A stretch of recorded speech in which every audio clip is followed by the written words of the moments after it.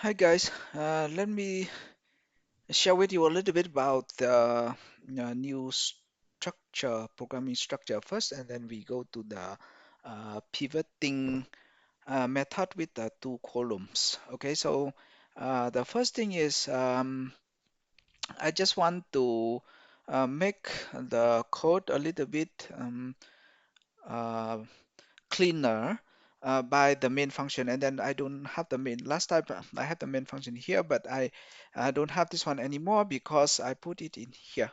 Okay, so you can see the main in here. That's the first thing.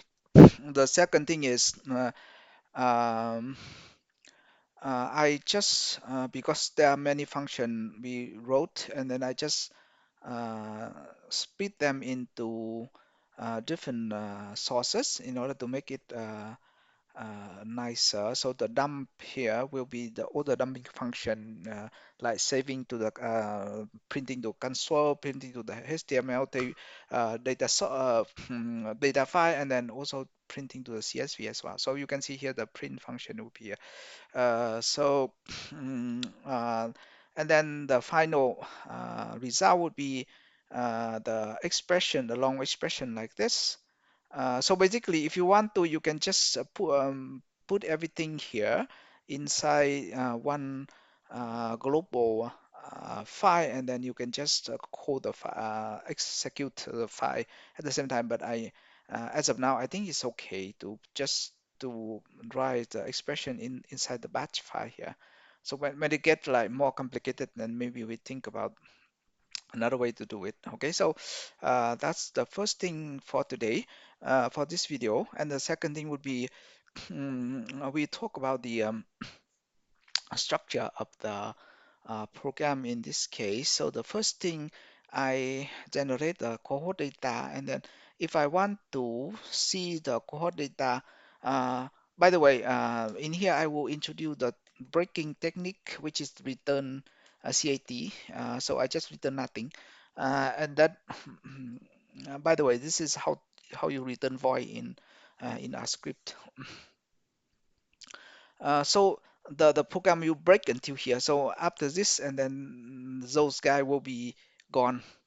You won't see anything behind those line. Okay, so let me run this one first, and then show you the outcome. Uh, so you will see the result in here. You have this is the previewing data. So this not all of them, but you can see here there is a time scales from 2000, and then 2022 April, and then you have the cohort data, and then you have the number. So basically, this one can be the revenue. I don't know how to explain this one until I meet the person who prepared this table and I ask them for the meaning, but I can guess this is the revenue data by cohort over the month. So the monthly data by cohort.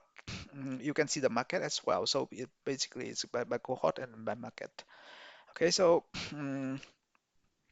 this one give, if I want to see the contribution, revenue contribution by cohort over the month, I can need the pivot table. So I have to change this one into the pivot table. So going back to this thing, I will prepare the first table like this. So I move the return function, the return statement in here, and then it run the first one and then the second one. So now you can see step one and step two. So in here, you see step one only, which is the previewing, but in here you can see step two coming soon after I run this. Okay, so after this, and then if I refresh the page, uh, okay, so, okay, hold on. I think there's something I need to, let me run it again and see how. Okay, so after this, I try to refresh it, and then nothing come out. So I expect to see the second table from here, but then I cannot see at the moment. Okay, so I just try to make sure that the page is correct. So I have the outcome here and then the home page. Okay, so the correct one already. Okay, so now you have the second part of the page, and then you can see here the pivot table, which is from April. So this is a monthly data from April to September 24, April 22 to September 24. And then you have the contribution by cohort here as well. Okay, so now assuming that we want to see the contribution by cohort and then also by market, and then how can we do that? So you can just move these two rows to the end of the thing, and then now because this one is here already, so you don't need this return, so you comment the return statement here also. So you just get rid of the return. Later you can use in order to debug, but for now it's okay. So after this, I think it's okay. Hopefully it refresh the page for me. Okay, so there you go. So you can see here. So this table is the number from the three. Okay, so now I'm a little bit concerned about the method because I don't know how to they make up the numbers in the pivot function. But in structure, I can see um, we have the um, cohort here, and each cohort you have the market, and then all the way to the end. So everything will be broken down to the. Okay, so I need to check the numbers later in order to make sure that those numbers are reliable. But for now, you can see this is how it works, the structure work. So the first step is just to generate the data, and then here you can see it also save or dump the data to this data file. Actually, you can check it in here. Okay, let me refresh it. Uh, okay, there you go. So this is the file. Okay, and then you can preview the file in the in this table as well. You don't have to open the CSV file, but if you want to, you can just click on the CSV file and you open it as well. So here you go. Uh, so uh, the second step would be to use the cohort as the pivot, the left part of the pivot table, and then use the time contribution time or the month here in this case in order to recognize to make the pivot table. And then you can see in here you can just have the left, which is the cohort, and then okay. So the tricky part, the last part will be how to make the combination of the cohort and then the market, and then you use a paste function to combine them all together, and then um, you can have the view number three. So you can see here step three, which is a compound key. So you can combine the cohort and the market.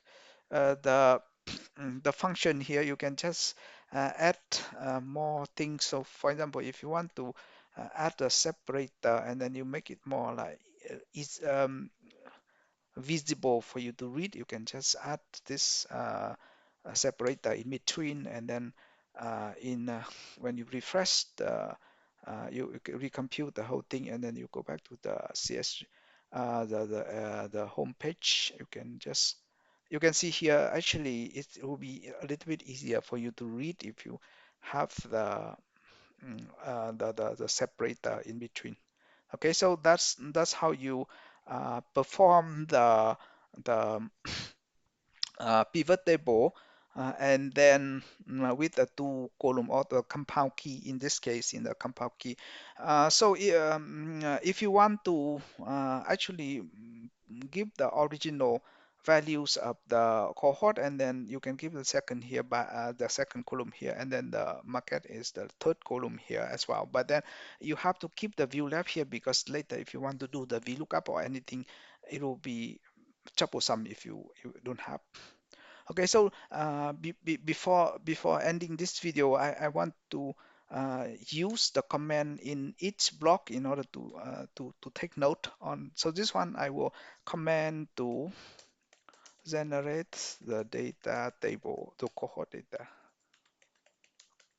and save it to a CSV file and HTML page.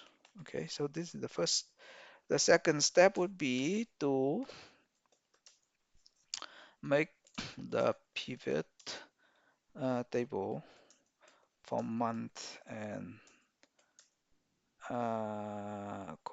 by month and by cohort. And then the last one, sorry, I have the nose problem. The last one with the compile key to make the pivot table with by month, and the left compound key of cohort and market. Okay, so that it very clear. I just want to make it very clear for you to later, if even for myself as well, if like 2 weeks later I want to look back and then I see, oh, what did I do in here, and then I also don't know. And then if I have the text in here, I can just read the text. Okay, so that's all for this video, guys. So the new structure of the rscript, and also the pivoting with the compile key.